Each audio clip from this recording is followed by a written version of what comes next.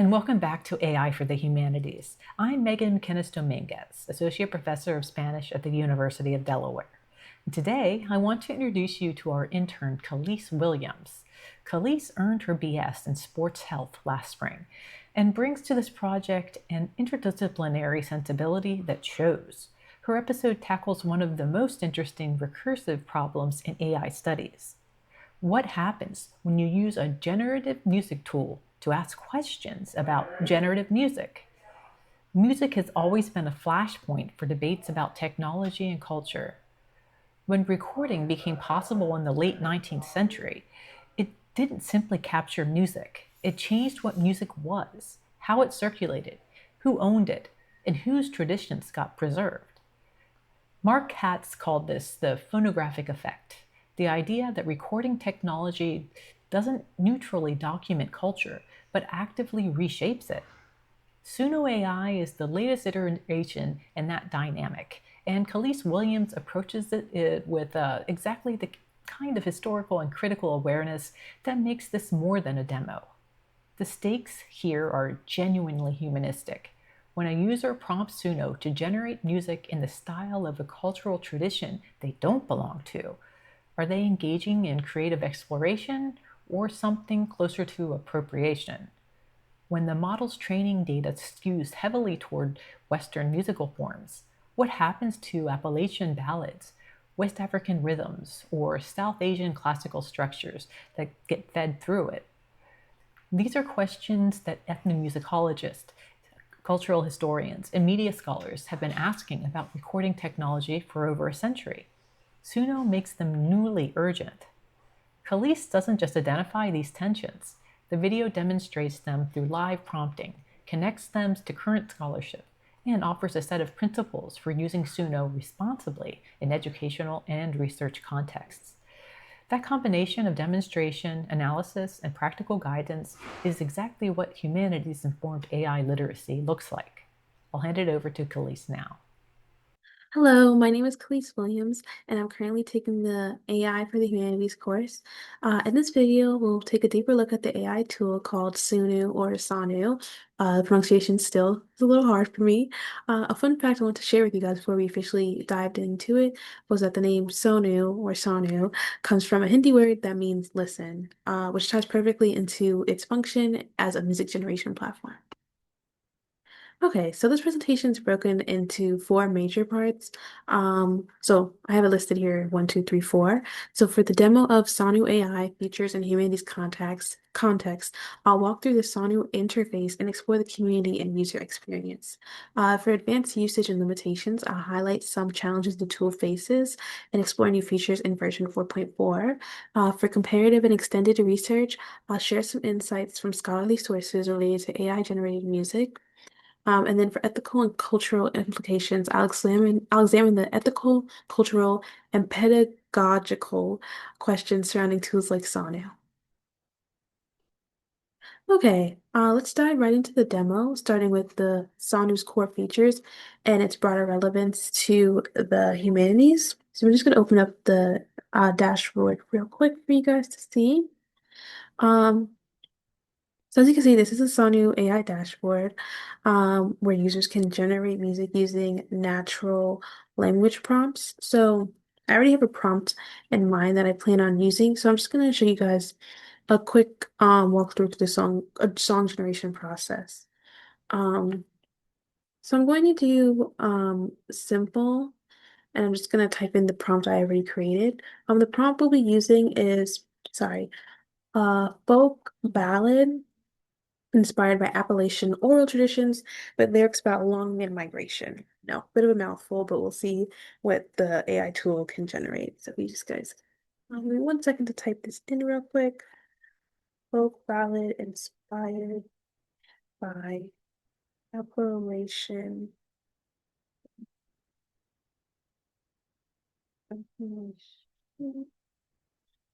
oral traditions with lyrics about longing and migration.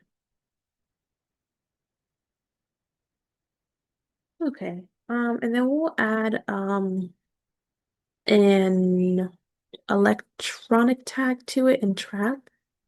And I'm just going to generate this song for you guys, and I'm going to do non-instrumental, so it'll have lyrics attached to the song. And I'll probably play about 30 seconds to 45 seconds of the song. I know with the screen recording feature, sometimes the first couple of seconds the audio will be a bit unclear. So I apologize in advance for that, but I'll try and do an extended amount of songs so that you guys can at least hear some of it.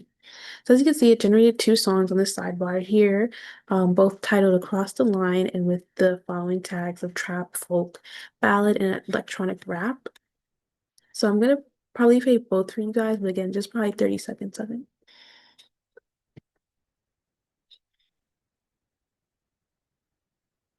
Let's meet in the middle of the state line.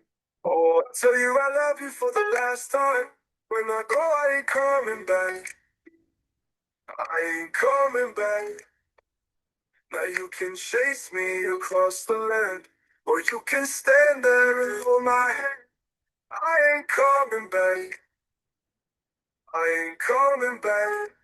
Oh, now tell me, do you really wanna go? If you do, well, I'll just say I told you so, told you so. Told you so. Oh, now tell me, do you really wanna go? If you do, well, I'll just say I told you so, told you so. Okay, so that was the first song. Both songs will have the same lyrics, and you could see the words that were created through the generation tool over here with the verse one, chorus, verse two, and chorus again. And then it has a timestamp as well.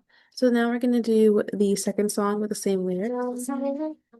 Let's stay gone. Oh, I tell you I love you for the last time. When I go, I ain't coming back.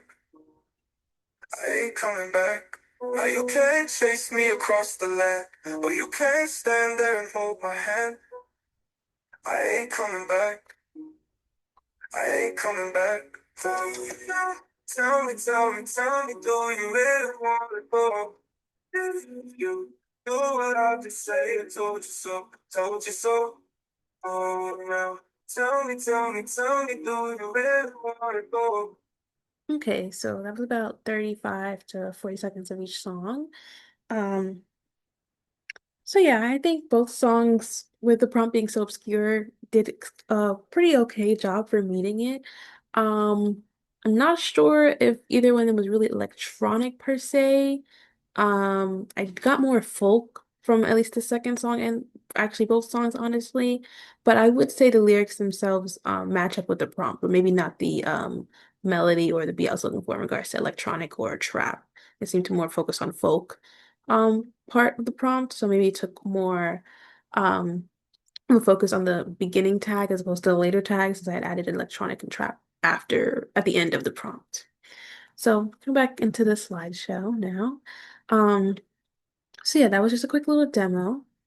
Now, for this one, I want to mention that the AI tool recently came out with a new version, version 4.5, which has a lot of interesting new features. So I just want to show you guys some of them real quick. Okay, so as you can see, the first thing to pop up is the new remixing feature. As it says here, remix any Sonu track, not just your own. Put your own spin on some of our recent favorites or listen to other users' remixes of them. So we'll do the first one here, Beyond by Falcon. Just gonna hit the remix version button. Sorry. So as you can see, it says cover, extend, reuse prompt, or adjust speed. So mostly it will be just adjusting the speed, and we'll let this. Oh, sorry. So we'll just be adjusting the speed for this one. So that's what we're gonna do. As you can see, you can either slow all the way down to 0.25 or increase it all the way to 2. So I'm gonna play the original song for you guys again, probably like a good 30 seconds. Again, I apologize if the audio initially isn't super clear, but hopefully within the halfway mark, you guys should be able to hear it.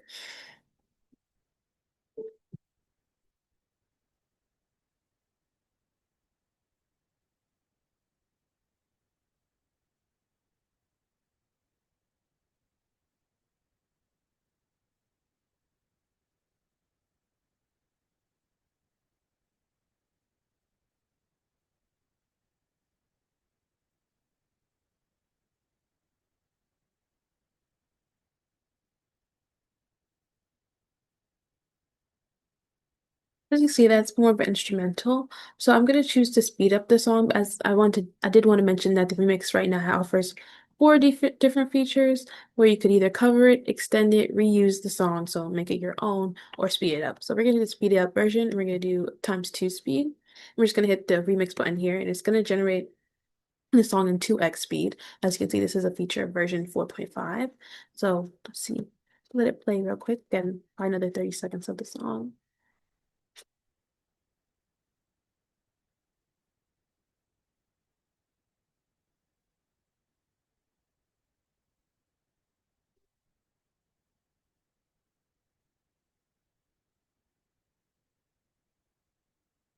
I could go, I could leave you somewhere among the stars. The sky is not far. Could we go? Could we leave here somewhere among the stars? Okay, so we were able to play it long enough so you guys can also hear the audio. I mean, the lyrics behind it. But ultimately the song just increased by 2x speed. So nothing too crazy about that. But another feature I want to show with the 4.5 version is Explore. It has updated so that they have an option to create with 4.5. Um, if you see here, there's a ton of options for tags you can make, but with version 4.5, it added even more. So as you see, they've ambient dub boogie or boogie, Hindi dream pop. It's just a lot more options. And also it seems to be sorted together by region. So they'll have like Afro and Caribbean down here. It kind of passed it, unfortunately. But I couldn't tell with this new version. It's the tags itself are sorted, like I said, more in line with each other, but before it was kind of just randomized with the whole list here. So that's just something want to show you guys real quick. So we'll get back into the slideshow once more. Okay. So um now we'll discuss the Sonu's role within the humanities. So there are three key applications I wanted to highlight. Digital humanities, which Sonu itself can just be paired to generate songs with archival letters or historical narratives. So it could just be used to analyze and reconstruct historical soundscapes and explore cultural archives through sonic media. And then for creative writing, the use of AI-generated music to inspire poetry or fiction. So basically, writers can use this type of tool, like I said, to create fiction, poetry, historical fiction, just any type of material using a tool like this.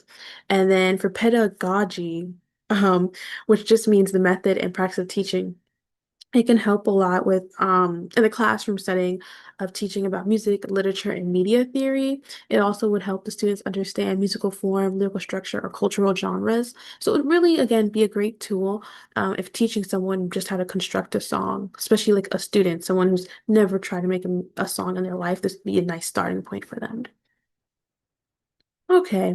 Um, so then I also want to piggyback off the last point and just say that, as you can see, the tool itself allows for rich interdisciplinary experimentation, which is again perfect for musicologists, cultural historians, and digital storytellers. But now let's explore some of the tool's more advanced capabilities and its current limitations. Okay, so we're gonna try a more complex prompt for this song creation process. As you can see, I have the prompt here, a protest rap in Swahili criticizing colonial legacies. Um, the previous prompt was a bit longer, but I feel like this prompt itself would be a bit difficult for the AI tool to make. So I'm just gonna open up the tab for you guys real quick and then put in the prompt for you guys to see. Okay. So we're gonna do the same thing again. We're gonna do simple, and we're gonna type in the prompt and we're gonna make it non-instrumental so there could be some lyrics behind it. So we have a pro test rap in Swahili criticizing, sorry, criticizing, just delete that.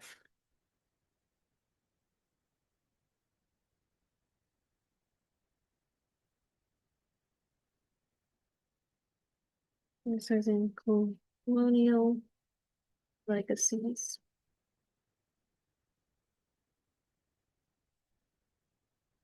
Okay. And then I'm not going to add any tags to it because I feel like, again, this prompt is probably going to be pretty hard for the AI tool to make. So we're just going to keep it as is and have it create two songs right now.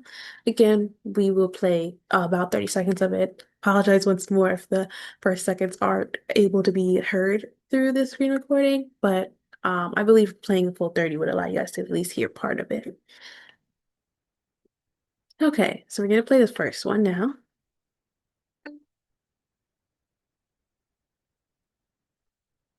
Napata mataifa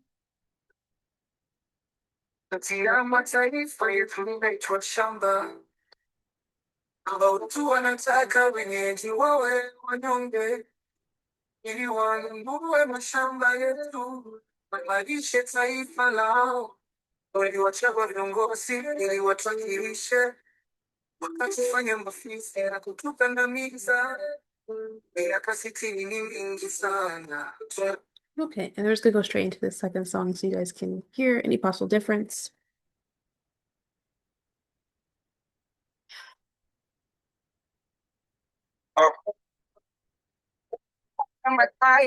Ni utalii wa uvumi bila mataifa yetu inaitwa shamba. Baba wetu anataka wenyeji wawe wanyonge, iwanunue mashamba yetu, waimarishe taifa lao. Uliwachagua viongozi ili watuwakilishe, wakajifanya mafisi na kutukandamiza. Okay, so that was again roughly like 40 seconds. I would say that the both songs had different beats, so I would say the generation did give me two different things, which I feel like is the goal for creating two songs. But as you can see with the prompt, some issues that might occur with something like this being in the prompt is that there's possibly a lack of lyrical authenticity since the AI tool itself might not be too familiar with struggles faced in this region and might not be able to construct the lyrics to really represent the prompt itself that's so like abstract and obscure.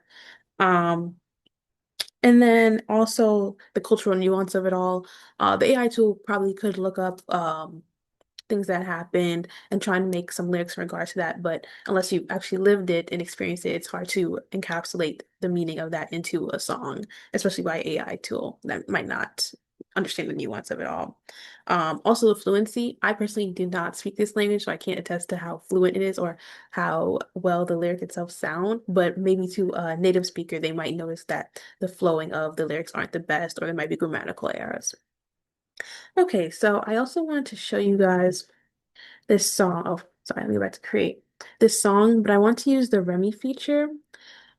So this is custom. So with custom, you could actually make the lyrics yourself as opposed to having AI generate, or you would also be able to see lyrics before it's generated. With simple, you can create the lyrics yourself, or at least give AI a push in it, but you wouldn't be able to see lyrics until after it's been published, while with custom, you can see the lyrics before it's been published. I hope that helped explain it a bit.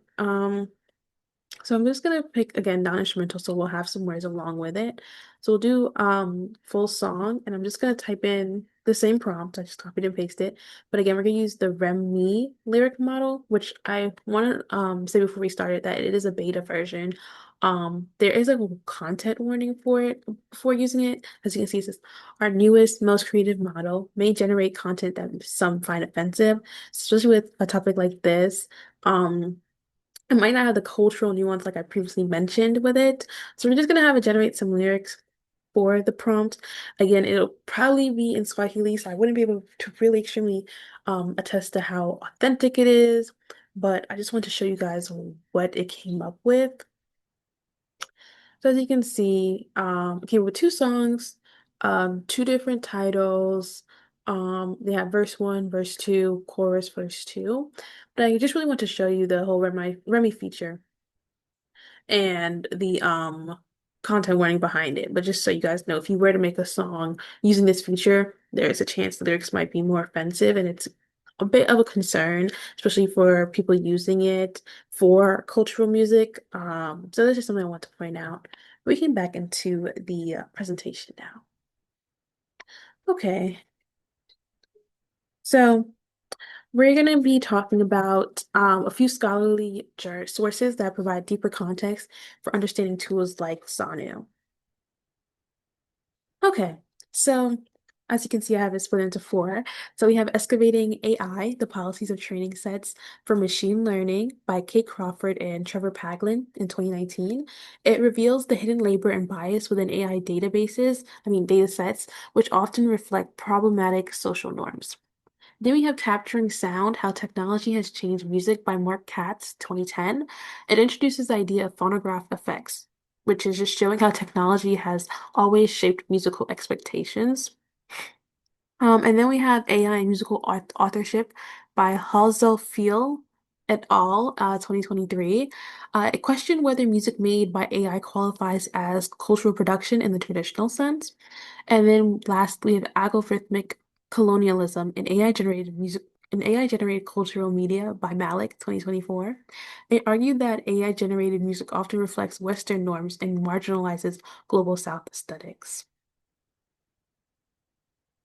And then I just wanted to list the sources here, and mention how they helped us, well, it helped me see the tool not just as a music tool, but also as a part of a broader cultural system, since music is so ingrained into society or any culture, whether or not it's accepting of music or disapproving, it has a very strong feature in every culture, every society, everywhere.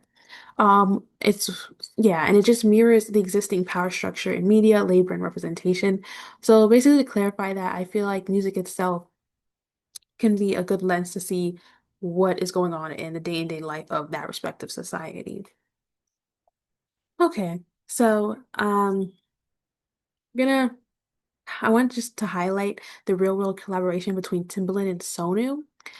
So renowned music producer Timbaland, a Grammy Award-winning artist, has partnered with Suno AI to explore the possibilities of AI-generated music. He praised the platform for how it speeds up music production and inspires fresh sounds. One standout project he has made is the remix of Love Again with Sonu, which just demonstrates how AI can creatively and reimagine existing songs. So like have here, the Remix Challenge offered over $100,000 in cash prizes and much more. And overall, I just want to mention that I really want to say that the partnership signals the growing mainstream interest in AI music because having such a well-known artist feature and work with an AI tool of this stature is kind of showing a step in the direction of AI having more approval in society, or at least the use of AI in music might be more of on an incline as opposed to a decline with this sign on, or I should say approval from Timbaland. So yeah, like I mentioned, this collaboration was tied into a contest. So I'm just gonna show you guys what the page looks like. So there is a page that Sonu created dedicated to their collaboration with Timbaland. And in this page, as you can see, they talk or it shows more about the history relationship between the AI tool Timbaland and the remix itself. As you can see, it says here 100K plus and prizes and official remix releases up for grabs. As you can see, you could easily enter to win here. I'm just going to briefly show you guys, sorry, the details here. And then they have directions on how to enter here. So you just simply make the song, upload it here, and then I will show you the prizes that are offered as well. So as you can see, overall adds up to over 100,000. Ultimately, it was probably a great way to get their brand out there, just get a lot of people creating songs for the possibly making music and just exposing people to the AI tool because a lot of people may not be familiar with it, but having such a big name attached to it definitely increased the popularity. So yeah, so now we're just gonna go back into the slideshow again um, as we move on. So let's move into the final section, the ethical and cultural dimensions of using AI music. Okay, so here are a few important questions raised by this technology. Again, I have it split into four. Please ignore the percentages. It doesn't really have any relevance to the specific topic here. But for bias and representation, Some questions that can be posed based on that is who was represented in the training data? Are marginalized musical forms erased or oversimplified? So again, just concerns regarding the representation of it all, like I have it stated, but just especially when dealing with cultural aspects, it's really important to not stereotype.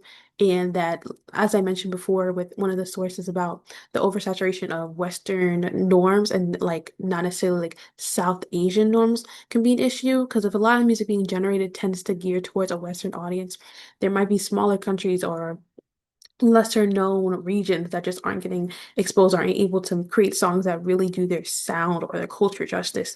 But unfortunately, the more dominant Western media or Western regions may get more songs that are better created, or the AI tool itself can just work better at creating Western songs as opposed to like other regions of the world.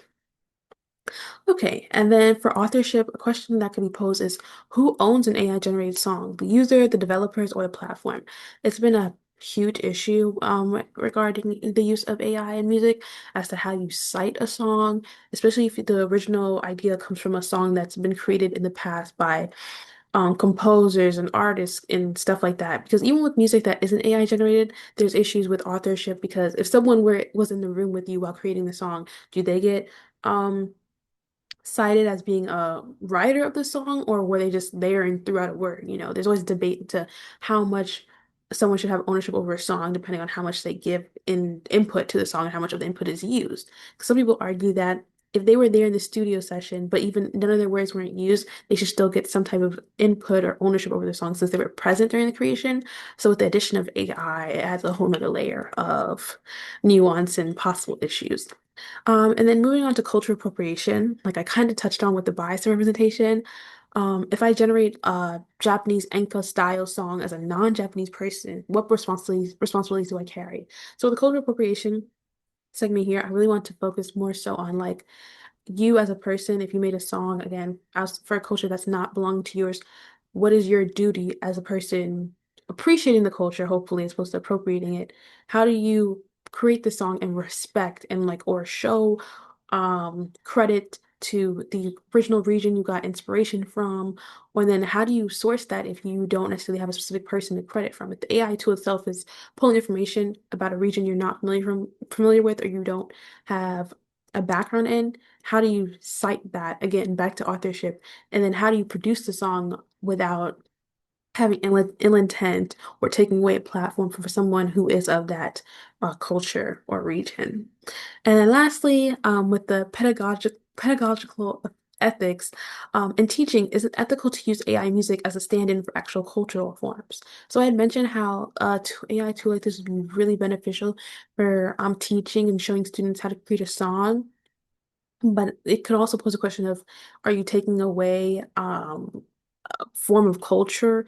Because a lot of times in music, it's oftentimes passed down from generation to generation on how to make it. It's usually more like a human experience. You usually have a music teacher who sits down and goes through the chorus, the verse, like the whole song creation process. So using an AI tool, is it morally okay? Is it taking away again from like the cultural aspect of the way music is passed down? It's just again, a lot of questions raised when using an AI tool of this stature.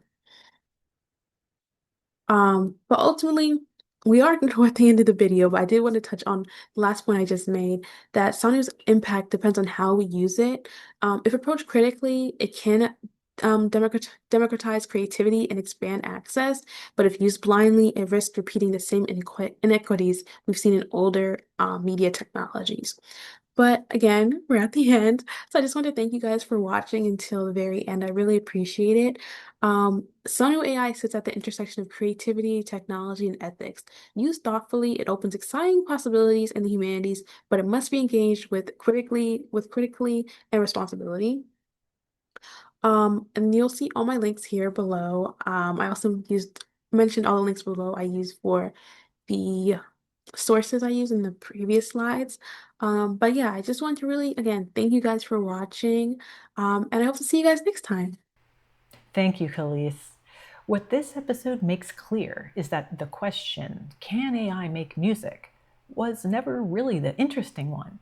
The interesting questions are the ones that Kalise has been asking throughout. Whose music? Trained on what? Owned by whom? In service of what? Crawford and Paglen's work on the invisible labor behind AI systems is a reminder that these tools don't emerge from nowhere. Someone decided what counted as music worth training on. Someone made decisions about genre categories, about linguistic accuracy, about what gets filtered and what doesn't. Those decisions have consequences for cultural representation that show up every time the model defaults to Western harmonic structures or produces lyrics that approximate but don't actually know the tradition they're imitating. That's not an argument against using Suno. It's an argument for using it the way any good humanist uses a primary source, with an understanding of where it came from, what it can and can't tell you, and what questions it can't answer on its own. Pair the AI-generated output with real cultural and historical context. Bring in voices from the traditions being invoked. Treat the model's limitations as part of the lesson, not as a bug to work around. For educators, this episode models something worth taking into the classroom. The idea that the most valuable use of a tool like Suno is often to expose its assumptions rather than simply benefit from its outputs. That's scholarship, and is exactly the kind of work the humanities are built to do. If you found this episode valuable, please like, subscribe, and share. More from our interns is coming, and there's much more from AI for the humanities ahead. See you next time.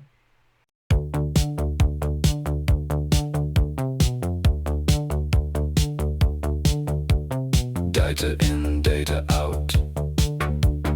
Pattern learned, pattern played.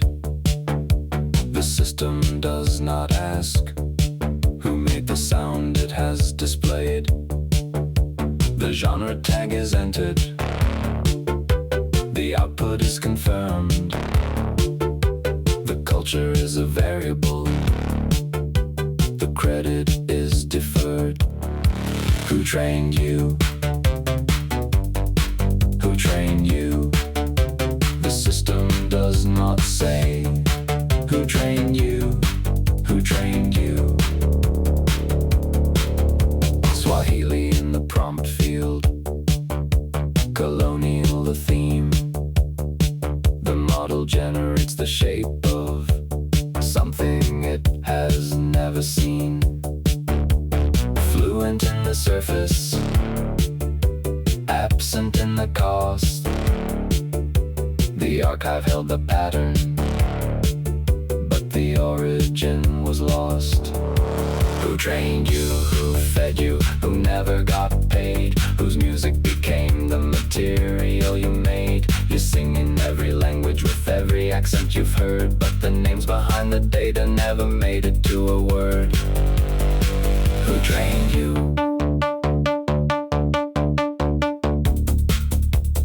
Input, musical tradition. Output, unknown, unknown. Compensation, none. The system is working correctly.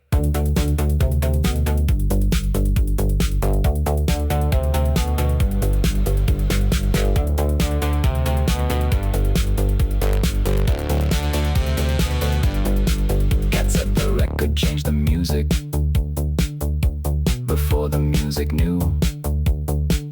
Now the model changes everything, and we must ask, what is true? Label the output,